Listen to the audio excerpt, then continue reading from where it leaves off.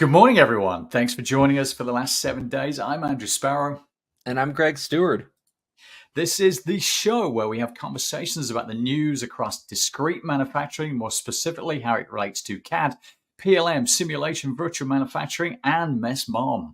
That's right. Today is Monday, February 26th, and we are looking at A&D news.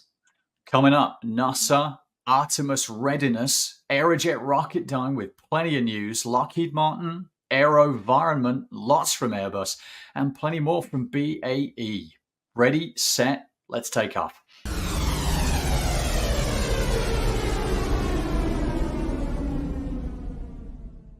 A spacecraft built and flown by Texas company Intuitive Machines landed near the south pole of the moon on Thursday, the first U.S. touchdown on the lunar surface in more than half a century, and the first ever achieved by the private sector.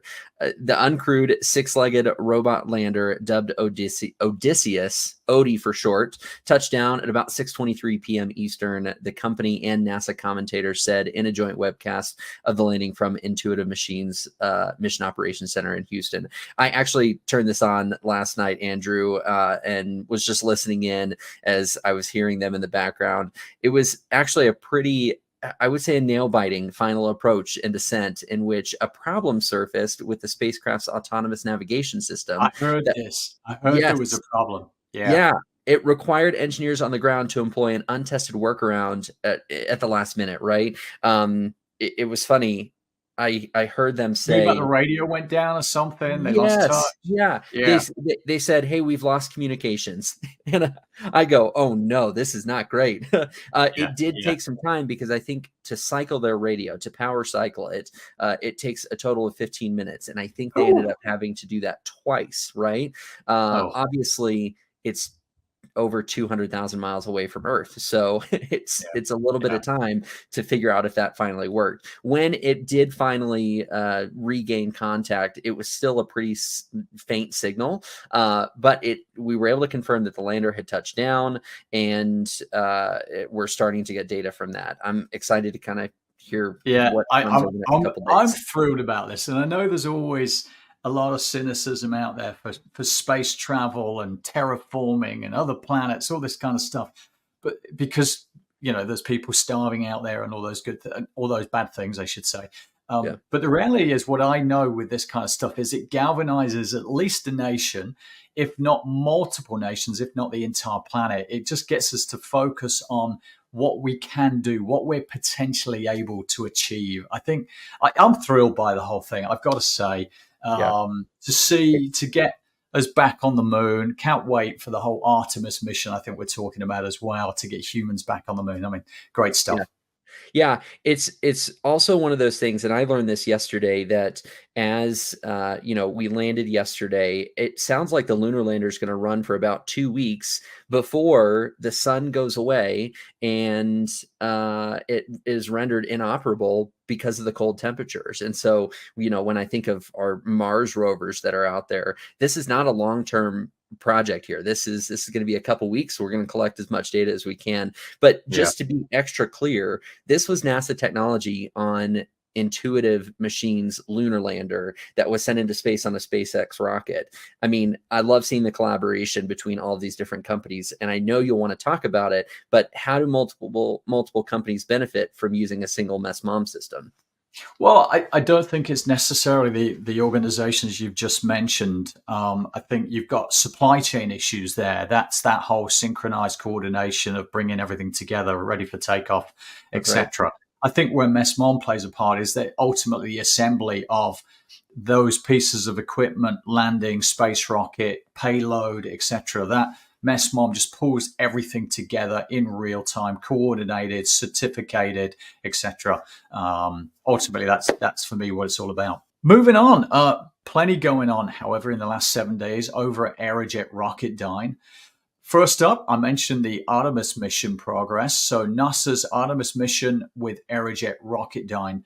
the NASA Stennis Space Center, where significant strides are being made in the Artemis mission. Earlier this month, the Space Center installed a new RS-25 engine nozzle, marking a crucial step in certifying the production of new engines for the Space Launch System rocket. The upcoming RS-25 hot fire on February 23 will bring us one step closer to powering the future Artemis mission to the moon and beyond. So let's just talk Aerojet Rocketdyne for a moment and what they've been doing with these engines. Aerojet has huge expertise around propulsion for space exploration. It's their design and knowledge that's put this whole thing together. But then equally, you've got the precision manufacturing of critical components as well as the design and engineering with these RS-25 engines.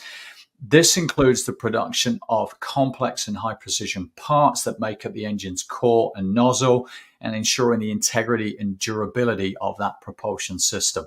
I'm pretty excited about these RS-25 rockets, right? I mean, the RS-25 engine has a rich heritage. It's derived from the space shuttle main engines, right, that were used during the space shuttle program. It's got reusability, Yes, high reusability. Yep, that's going to be huge. There's also a lot of testing and certification process that goes into this to make sure that their reliability and safety, really for human spaceflight, is up to par. So I'm excited for them. I think they'll be pretty important for sure. Yep. I mean, still with Aerojet, Kratos Defense and Security Solutions has placed an order for a new Zeus 1 and Zeus 2 rocket motors in collaboration with Aerojet. They're set to deploy Zeus solid rocket motors, SRMs, for defense missions. These motors aim to provide cost-effective solutions for commercial launch stages, including hypersonic tests, which we'll get to later, ballistic missile targets, and sounding rockets. Andrew, how familiar? I mean, are you familiar with the Zeus 1 and Zeus 2 SRMs? How do they enhance performance compared to existing models? Yeah. I definitely wouldn't say very familiar, but pretty familiar. Because Aerojet's been working with Kratos now to create, basically, it's a 3-foot diameter high performance motor with a lithium ion composition that really kind of heightens energy density. What makes them really different is that it's the versatility they've got, they fit seamlessly into existing vehicle designs, and their focus is very much on affordability without compromising on advanced technology. To go on a little further, that they're also being used in hypersonic tests, and this makes these Zeus SRMs not only advanced and adaptable for various missions, including hypersonic, ballistic missile that you mentioned earlier as well, but also indicative of the industry move towards cost-effective, high-performance solutions, aka what we might call in automotive mass production. So mass production of rockets. So talking of hypersonic, a more from Aerojet today now with Lockheed Martin. So I love this one. The SR-72 and Lockheed's hypersonic UAV. Ever heard of it, Greg? Yes, I love it. Okay. So you've seen Top Gun Maverick, correct? Better than the first one. Okay. It's if you great. remember that crazy fast aircraft right at the start that we all want to be the real deal, you remember that? Yeah. I mean, that's the one that he crashed, right? Correct. You got it. Okay. So could that ended up being a fictional aircraft from Top Gun Maverick, which was known as the Dark Star, provides insights into an SR-72's capabilities? The SR-72 is a hypersonic UAV designed for intelligence, surveillance, and reconnaissance, and of course has been shrouded in secrecy. Lockheed Martin's collaboration with Aerojet to develop a scramjet-powered propulsion system indicates the ambitious nature of the project, which is targeted for deployment in the 2030s. We've got to wait a little while, unfortunately. It's Aerojet Rocketdyne's knowledge of the scramjet system. Scramjet, for those of you who aren't familiar with that, is a propulsion system that really kicks in after Mach 5. So what it's doing is it's using the force of the air coming into the engine to further accelerate. So it stands for scramjet stands for a supersonic combustion ramjet. It's kind of an air-breathing jet engine to operate at above Mach 5 speeds, and potentially SR-72s up to those Mach 10 speeds that we saw from the Dark Star. Pretty cool, huh?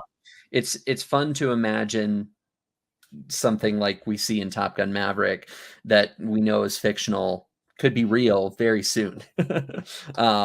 I love it. I mean, considering the secrecy surrounding the SR-72, what challenges and breakthroughs are we able to anticipate in this hypersonic UAV technology? It's a long list. If you imagine you're traveling above Mach 5, extreme conditions up there, you have to get through those kind of harsh, high pressure, high temperature environments. Then when you're traveling at that speed, you've got aerodynamic stability, you've got scramjets being pushed to the limits above Mach 5, you've got thermal management. And then all of that considered, if you get that all worked out, you're going to make sure that the enemy can't see it. In other words, it's also got to be a stealth aircraft. And I know you're moving, but you could still be seen. So making sure the stealth stuff is in play as well. Yeah. Challenging. I didn't even think about thermal management, and they clearly displayed that in the movie. If you'll remember the part where things start melting. I love it. I love it. Yeah. I mean, next up, it's been a busy week for AeroVironment, a breakthrough in drone technology for them. Always exciting. AeroVironment has unveiled its new PS2500 battery, extending the flight time of the Puma 3AE drone to an impressive 3 hours. AeroVironment's, I gotta work on the pronunciation. I get the same problem with that. Don't worry. Yeah. PS2500 battery is a game changer for drone operators, offering an extended flight time and enhanced mission flexibility. The high energy density lithium ion composition with a capacity, I think it was 24.5 ampere hours, allows a seamless integration into the Puma 3AE's battery bay, providing an unparalleled asset for various operations. This is actually pretty significant advancement in drone technology. I mean, I've had a little bit of time with some big military drones, and I think they were usually running on like an hour, maybe an hour and a half. So 3 hours is really breakthrough stuff. But even military reconnaissance aside, the use cases for this kind of thing is really expanding now. So you can imagine you could do a search and rescue with this. I mean, you can't really search and rescue for a short battery. If you've got 3 hours, that can give you a good opportunity, whether that's marine based or mountain based, whatever it is. You're able to also use it for environmental monitoring. You might be able to track wildlife, as an example. You've got infrastructure inspection abilities like pipelines, power lines, and so much more. So I think this is significant. Extending those batteries. From a design perspective, how challenging is it to integrate a high energy density battery while also maintaining the form and functionality of the drone?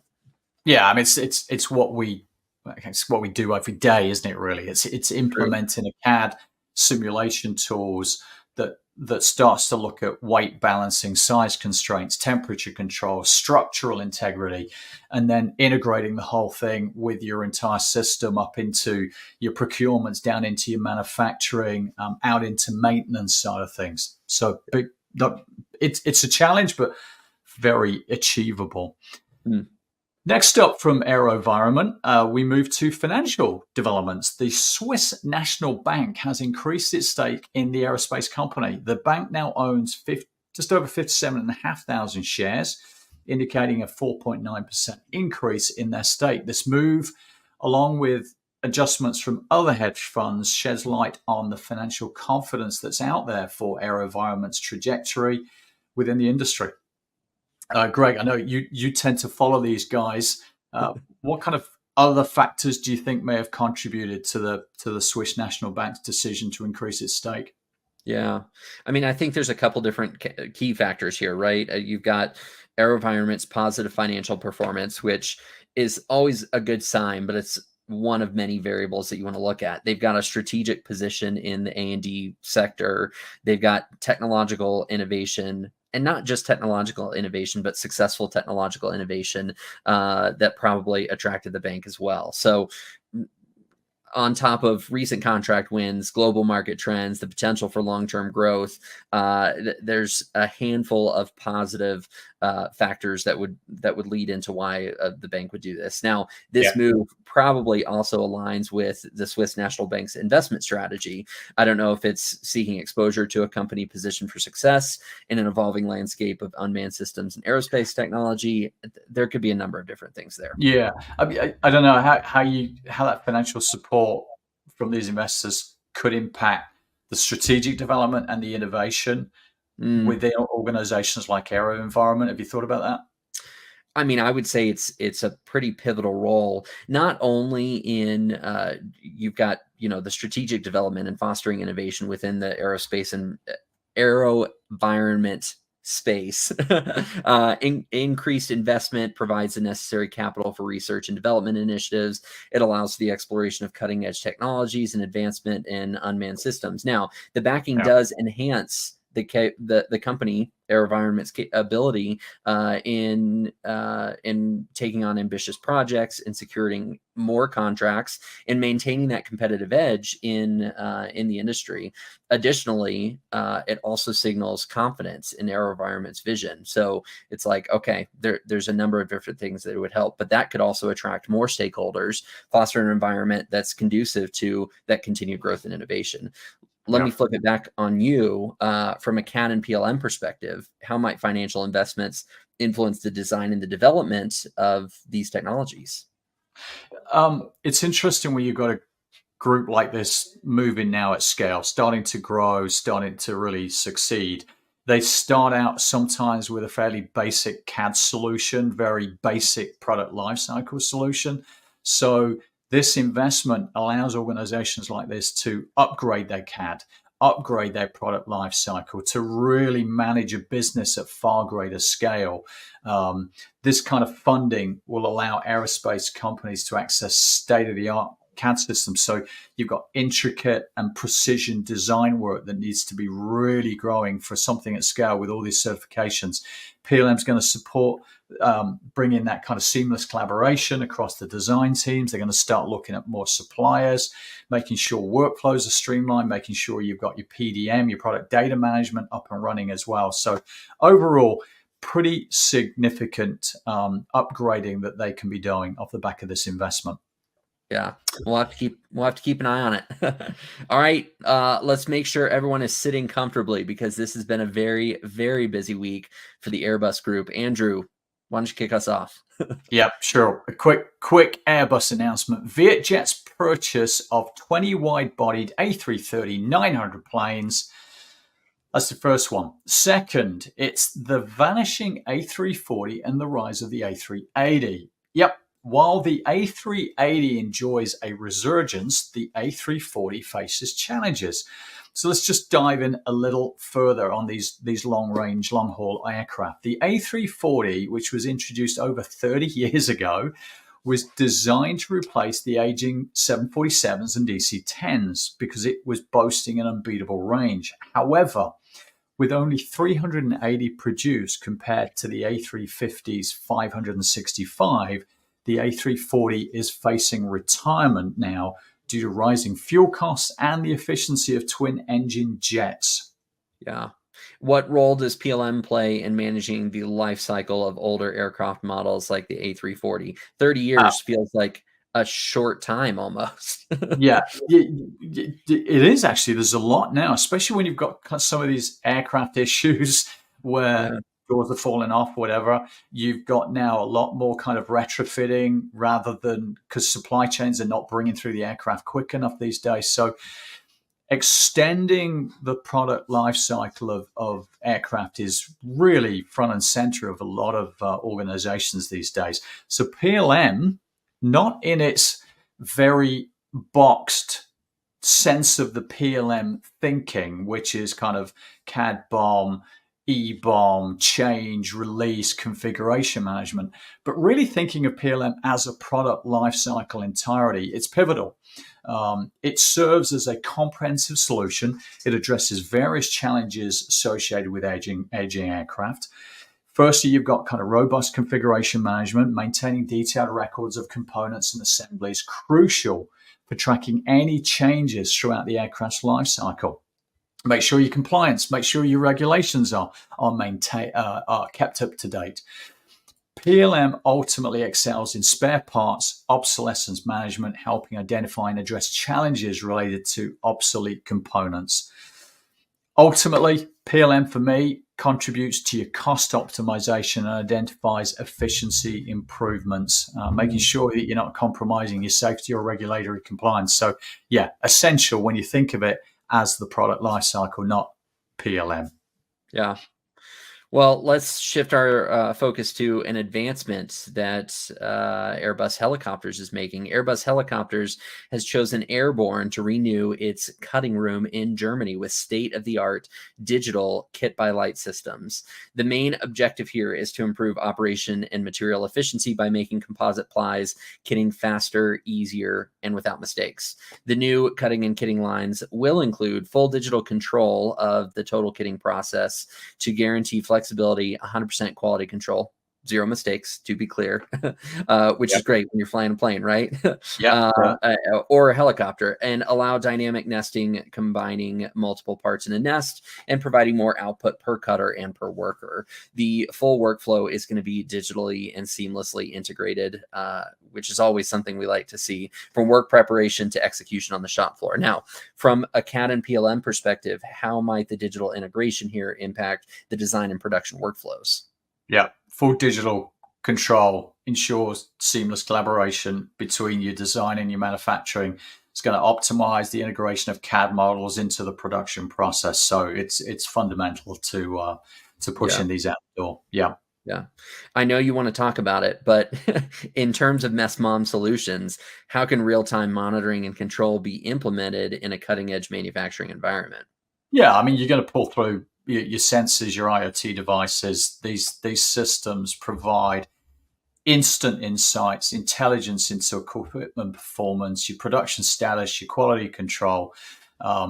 MESMOM, and that's not just kind of from a level 0, 1, 2 up into MESMOM. It's also going to pull through from your CAD PLM systems to ensure you've got alignment with the latest design specs that can be changing, configuration, change management, etc. And then, of course, you can push it up line into ERP, MRP, supply chain. So fundamental, it's the hub. It's the leadership application of where things become real. Yeah, man. Well, last up today, let's see what's going on with BAE. So BAE, first headline today, involves a significant acquisition in the aerospace and defense sector. BAE Systems acquiring Ball Aerospace for a huge $5.5 billion. We did announce this some time back, but finally the purchase has been approved. I think it was last week, actually. How might that acquisition impact BAE Systems' product development and manufacturing processes, especially in terms of CAD and PLM? We do know BAE, we do know Ball. They're two very different environments. Thus, why ask the question, Greg? What do you know? Yeah. I mean, I think this could really step up BAE Systems' product development and manufacturing processes, right? Particularly in CAD and PLM. I mean, the infusion of Ball Aerospace's technological prowess and phenomenal PLM, I guess, synchronicity and strong manufacturing efficiencies is anticipated to expand BAE Systems capabilities, fostering collaborative design efforts, streamlining PLM strategies. The integration of those two holds the promise of optimized workflows, resource utilization, accelerated innovation cycles. Furthermore, the acquisition sets the stage for the unified design standards, which you mentioned, collaboration, and that improved collaboration, signaling a transformative journey in the ever-evolving landscape.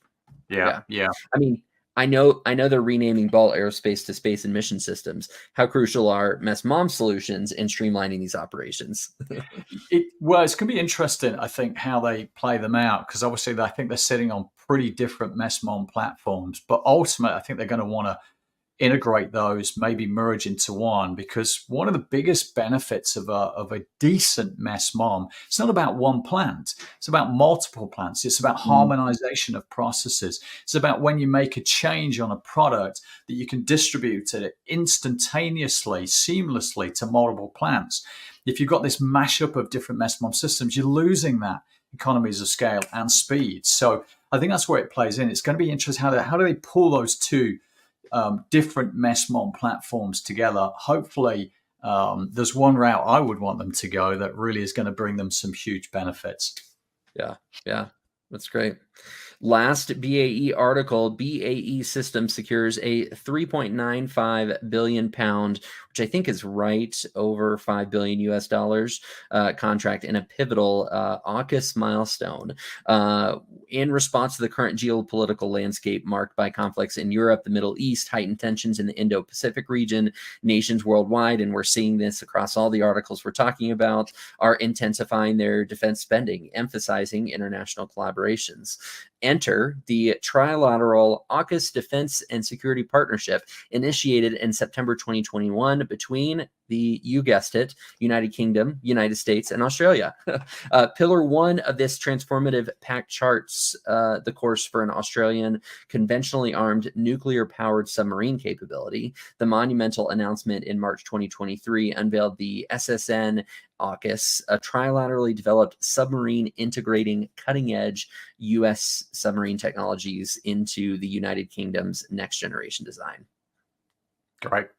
Yeah, it's kind of a new deal for BAE. 4 billion, as you say, pounds, spearhead the construction of the cutting-edge submarine fleet.